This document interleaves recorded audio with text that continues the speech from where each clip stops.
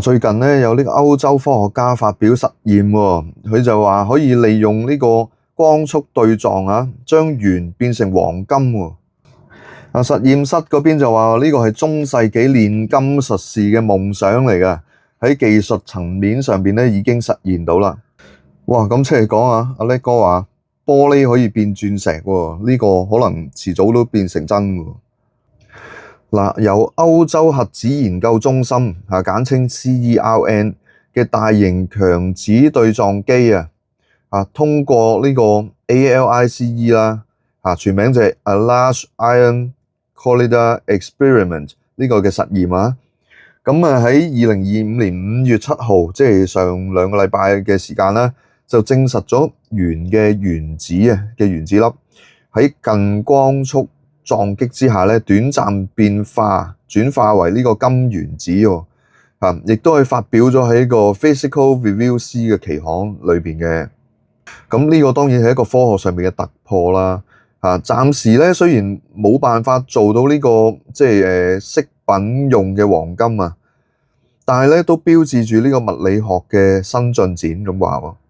我睇完呢個文章之後咧，我都覺得等於係70年代嘅時候，好多日本車廠都有嘗試生產呢個電動車咁到而家咧，其實都講緊係40-50年之後電動車開始叫普及化嘅階段，都要用上去大概半個世紀嘅時間呢個發明啦，呢個發現咧，都係一個進步嚟嘅。咁至於要幾耐咧，去到真係由鉛變成呢個金呢個物料咧，就真係要拭目以待啦。科學家嘅團隊咧就利用呢個近撞嘅實驗觀測鉛嘅原子啦，以99.999993% 嘅光速對撞，哇！呢個 percentage 唔知佢點計出嚟強烈電磁場咧引發呢個質子脫離移除咗3個質子咧，生成金原子核喎。其實佢寫咗幾個 run 嘅 ，run 2咧就係2015年到2018年嘅時間，總共咧產生咗860億個金原子核。咁 run 3嘅時間咧就係每秒最多89000個。其實呢啲數字對我嚟講咧，即係冇咩意義嘅，因為我都唔明白佢裏邊嗰個計算方法啦。咁但係總結嚟講咧，佢就話遠低於商業應用嘅需求。因為咧高動能撞擊嗰個管壁咧，就係攔截咗裝置嘅分解。金原子咧其實存在嗰個狀況咧都唔到1微秒喎，但係就係咧呢個科學家首次系統化即係探測到呢種咁嘅現代嘅煉金過程即係儘管佢係得嗰1微秒啦，其實都係有產生到噶嘛，都係一個科技嘅進步啦，同埋科學上面嘅突破嚟嘅。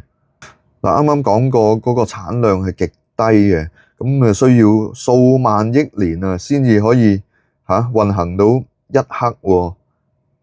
呢個金原子咧嗰個壽命非常短暫啦，即係得1微秒係嘛？咁就同埋收集唔到嘅，暫時呢個技術收集唔到即係呢個實驗咧，其實係有科學價值而冇呢個經濟效益嘅。暫時嚟講咁第3次運行產生嗰個黃金數量咧，幾乎係第2次運行嘅2倍。雖然係一個 double 咁樣上啦，但係依然咧比起製造一件珠寶所需要嘅數量咧，少咗萬億倍咁話喎。雖然呢啲咧好似唔係好關我哋事咁樣雖然啲金價上升咁啲金點樣做出嚟咧？即係我相信好多人都冇深究冇考究過啦，掘金啊嘛。即係主要都係睇翻佢嗰個價格升跌為主嘅啫。咁呢啲咁嘅即係資訊咧，都帶俾我哋一個認知啦，生活上面嘅小認知其實都有啲衝擊嘅。即係一嚿鉛，通常嗰個鉛嘅用法都係愛嚟聚重愛嚟釣魚嗰粒即係吊住嗰個脷嗰粒重量嘅用途嚟嘅啫即係都諗唔到有啲咩地方會用到鉛咯。唔知第時啲科學家有冇辦法將呢個廁紙變銀紙咧？咁我相信咧，魔術師先有咁嘅能耐咁唔知你對呢個實驗有咩睇法玻璃遲啲變唔變到鑽石咧？不妨喺下邊留言comment、like 同埋 share俾朋友話埋俾我哋聽啦。